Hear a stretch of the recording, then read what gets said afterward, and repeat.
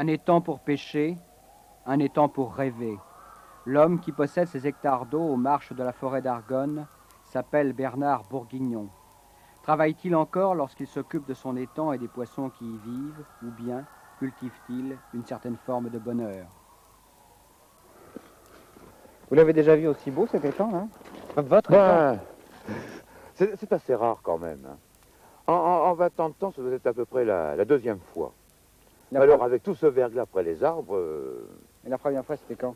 oh, ça remonte à, je sais pas moi, au moins une quinzaine d'années. Vous êtes fier de votre étang? Ah oui, oui, oui, oui, oui. Il y a des traces, là. Ouais, il y a des traces de, oh, ça doit être de renard certainement. Oui, surtout que cette année, ça remonte un petit peu plus loin. Là, on risque de mouiller dans le Rhône. Ouais. Parce que c'était labouré hein, cet été. Et pourquoi ça, on doit labourer l'étang? Un étang, c'est un peu comme un champ, alors. Ah, un étang, c'est un peu comme un champ. Oui.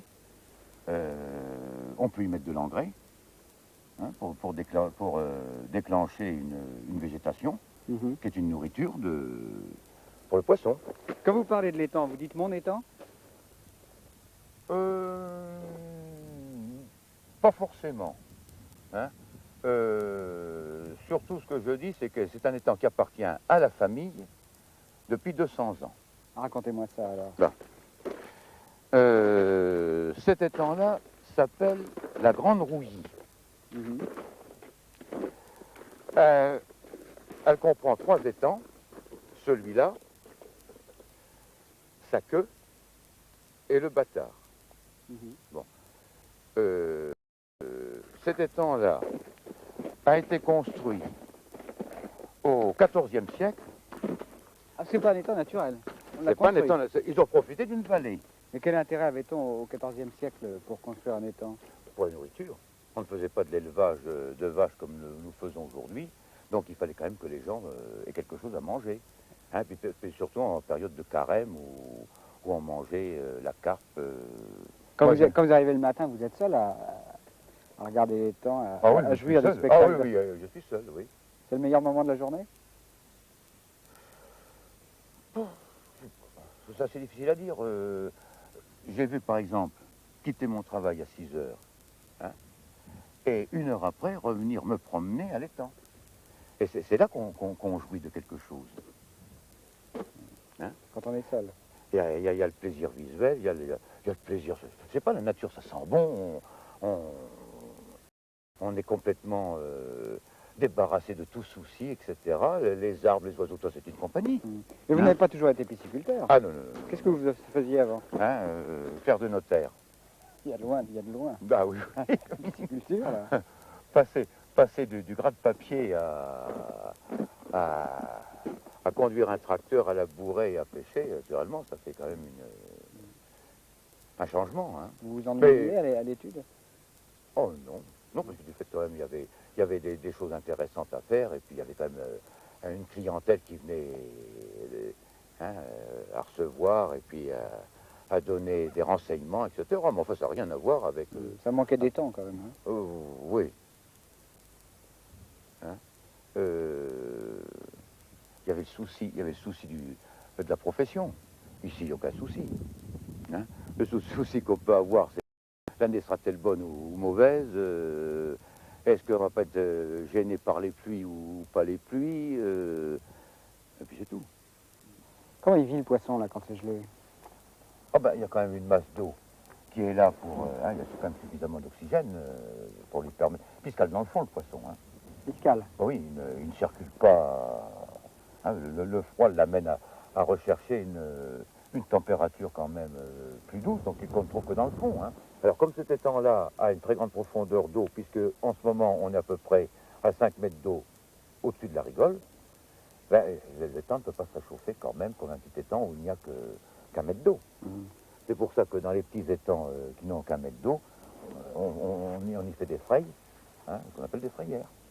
Ah, une frayère, qu'est-ce que c'est? Eh bien, c'est un étang hein, qui sert à faire frayer du poisson. Hein. Donc, l'étang qui est sur la route des Charmontois, c'est une frayère de carpe. Donc, par conséquent, dans cet étang-là, on met 2 mâles pour une femelle. 2 mâles pour une femelle? Oui. Alors, Pourquoi J'ai les vu à peu près sont polygames des fois qu'il y ait des mâles impuissants. Hein. Ah, ça arrive, Alors on ça met, certainement, oui, ça arrive, puisqu'on dit de mettre deux mâles pour une femelle. Alors dans cet étang-là, j'y mets à peu près une dizaine de femelles, et puis une vingtaine de mâles. Les amours des poissons, ça se passe comment? C'est-à-dire que c'est déjà déclenché par la chaleur, hein, par la température de l'eau. Alors, les carpes, naturellement, s'accouplent, hein, mâles et femelles. Ça couple vraiment. Oui, c'est-à-dire qu'elles s'accouplent dans le sens qu'elles se mettent l'une à côté de l'autre. Bon, alors il y a certainement tout un des amours qui ont lieu, où ils tournent les uns autour des autres, etc. Et à un moment donné, la femelle lâche ses œufs, le mâle lâche son sperme, les œufs tombent dans le brouillard du sperme et sont fécondés. Et aussi, à part les carpes et les gardons, qu'est-ce qu'on trouve? Alors, comme poisson que l'on trouve, c'est le brochet, hein, qui sont mis sous forme de vésicules résorbées, c'est-à-dire des brochets qui ont à peu près 15 jours, qui ont cette taille-ci, hein, et ensuite de la tanche et des perches. Il faudrait revenir au brochet, là. Comment on les élève, ceux-là? Eh bien, j'ai vu un jour la façon de procéder. Ils avaient dans des bassins un mâle et une femelle. Donc, un monsieur a pris a pris la femelle, et dans une cuvette, a fait sortir tous les œufs. En lui caressant le ventre. En lui caressant le ventre. C'est gentil, ça. Oui, oui. Ensuite, il a pris son mâle et a envoyé le sperme. Alors, naturellement, dans la cuvette, il y avait de l'eau, hein, de manière à ce que les œufs puissent quand même flotter. Il a pris le mâle, alors, les œufs qui sont sortis de la femelle sont blancs un peu de cette teinte-là. Ouais, comme la glace. Là. Comme la glace. Et ensuite, il a pris le mâle, il a flotté le mâle, le sperme est arrivé, est tombé dans la cuvette, il a pris une plume, hein, et il a mélangé le sperme avec les œufs, et les œufs, à ce moment-là, ont commencé à brunir un petit peu de cette couleur-ci. Ils étaient fécondés. Est-ce que vous vous sentez un peu semblable, je sais pas, à un agriculteur Oh non. Non. Je sais pas comment expliquer ça, mais je trouve que c'est plus vivant. Hein? Disons, on élève quelque chose. Je ne veux pas le comparer non plus à l'élevage de vaches,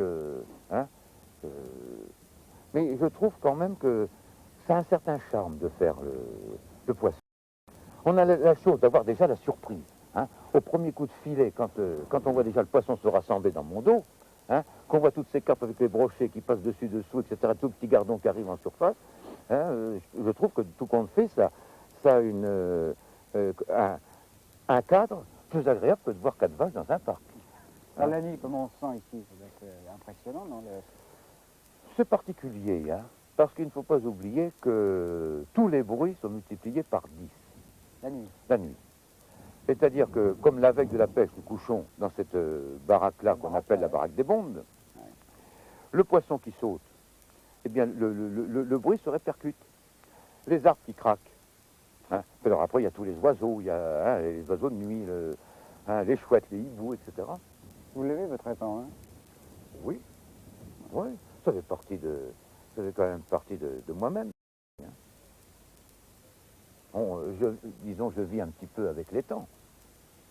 Hein. Du fait que c'en est mon travail principal. Et puis en plus de ça, ben, ma foi, j'ai tellement fait de travaux dessus, hein, que c'était des étangs, il y a 22 ans, qui étaient complètement en ruine, avec des joncs partout. Il y avait pratiquement 10 hectares de flotte. Hein. J'ai refait toutes les rigoles, j'ai refait tous les bétons où nous sommes, j'ai refait toutes les digues, les renforcements de digues, refait derrière le chemin qui m'a demandé 2 ans de travail, refait les viviers, refait le trou de pêche derrière.